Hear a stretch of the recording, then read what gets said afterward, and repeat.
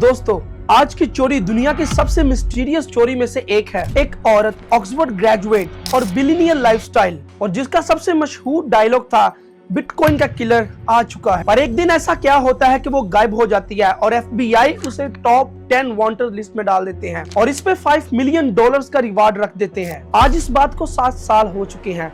क्या वो जिंदा है या मर चुकी है?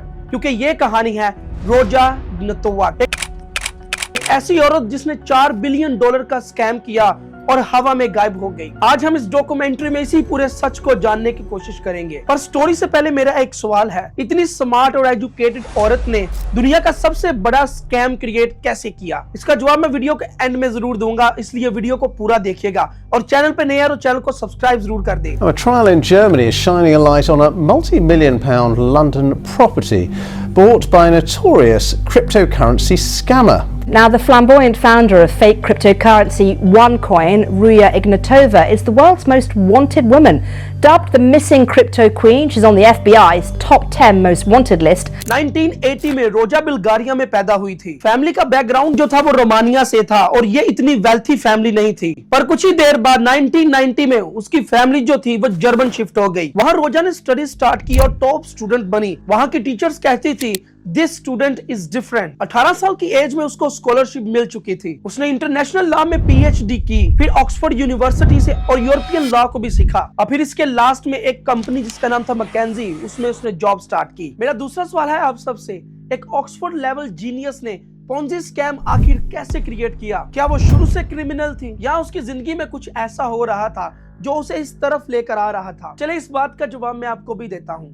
2013 में रोजा ने बिटकॉइन पे रिसर्च स्टार्ट की। उस टाइम पे जो बिटकॉइन था ये ऐसी क्रिप्टो करेंसी थी जो बहुत तेजी से ऊपर जा रही थी और एक सेमिनार में उसकी मुलाकात हुई सेबेस्टियन ग्रीनवुड से, जो MLM एक्सपर्ट था। सेबेस्टियन ने रोजा से मुलाकात की और उसे सजेस्ट किया कि हम MLM और क्रिप्टो करेंसी को कंबाइन करते हैं। ये आइडिया सिंपल था कि लोगों को इन्वेस्टमेंट के लिए अट्रैक्ट करो, पर इसमें भी एक प्रॉब्लम थी। रोजा और सेबेस्टियन दोनों को ब्लॉकचेन नहीं था बनाना आता, पर उन्होंने एक ऐसा कॉइन बनाया जो क्रिप्टो करेंसी था ही नहीं। फिर एक दिन एक पार्टी में रोजा स्टेज पर आई और उसने अनाउंस किया, मैं लाई हूँ बिटकॉइन किलर, जिसका नाम है OneCoin। रोजा का जो स्टाइल था वो बहुत ज्यादा लग्जरियस था और एक बिलियनियर वाइब देता था। लोग उसको देखते थे और उसके बारे में सोचते थे कि अगर ये ऑक्सफोर्ड ग्रेजुएट इतनी ज्यादा अमीर बन सकती है तो हम क्यों नहीं। और इसी वजह से लोगों ने इन्वेस्ट करना स्टार्ट किया OneCoin पर और देखते ही देखते OneCoin बहुत ऊपर जाने लगा। पर मैं आपको फिर बता दूं, OneCoin जो था वो कभी क्रिप्टो करेंसी का हिस्सा था ही नहीं। वो जो लोगों को दिखाते थे वो फेक नंबर्स थे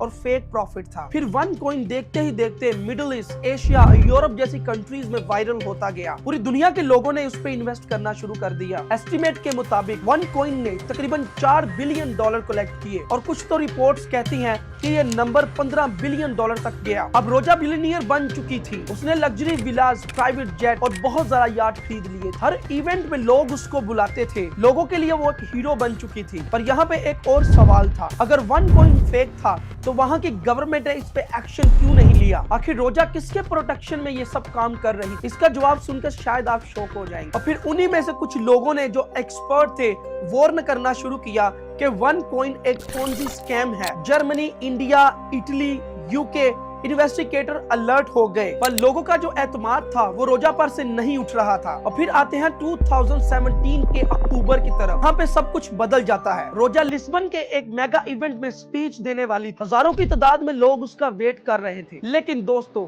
रोजा उस दिन इवेंट में आती ही नहीं। पर बाद में पता चलता है कि वो 25 अक्टूबर को सोफिया से एथेंस को गई। एक बहुत लग्जरी कार ने उसको रिसीव किया और उसके बाद रोजा प्रॉपर तौर पर गुम हो गई। Mobile phone of, emails dead और सोशल मीडिया प्रॉपर तौर पर रिमूव, जैसा कि वो दुनिया में थी ही नहीं। और यहाँ पे सबसे बड़ा सवाल था कि रोजा 2017 में ही क्यों गायब हो गई? क्या उसको पता चल गया था कि FBI और दूसरे लोग उसके पीछे पड़ गए हैं? 2019 में US अथॉरिटीज ने उस पे चार्जेस फाइल किए, वायर फ्रॉड, सिक्योरिटीज फ्रॉड और मनी लॉन्ड्रिंग। और फिर 2022 को FBI ने रोजा को टॉप 10 मोस्ट वांटेड लिस्ट में डाल दिया और उस पे $5 मिलियन का रिवार्ड रख दिया। इंटरपोल ने भी रेड नोटिस जारी किया पर रोजा का कोई पता नहीं चल रहा था। कोई सीसीटीवी फुटेज नहीं, कोई लोकेशन नहीं और कोई कंफर्म साइटिंग नहीं थी। एक नॉर्मल इंसान तो 2 दिन बहुत मुश्किल से छुप सकता है, आखिर रोजा 7 साल से कैसे छुप सकती है? क्या कोई माफिया ग्रुप रोजा को सपोर्ट कर रहा था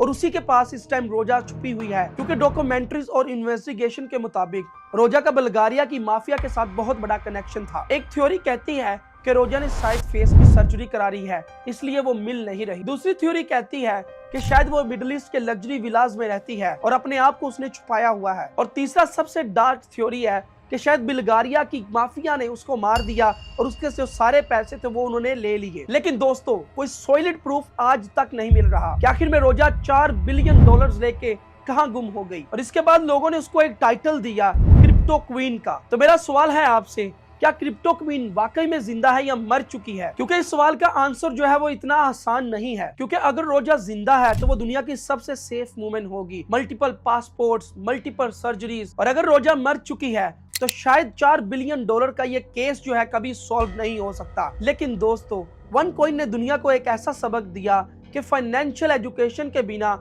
इन्वेस्टमेंट ऐसे है जैसे आंखों देखकर खाई में कूद जाना। ये केस दुनिया का सबसे बड़ा अनसॉल्व मिस्टीरियस केस है। आपको क्या लगता है कि रोजा जिंदा है कि मर चुकी है? अपना जवाब जो है वो मुझे कमेंट सेक्शन में जरूर बताइएगा। और ये थी स्टोरी द क्रिप्टो क्वीन रोजा इग्नतोवा। वीडियो अच्छी लगे तो चैनल को सब्सक्राइब करके मोटिवेट जरूर कीजिएगा। मैं हूं रूहील, साइनिंग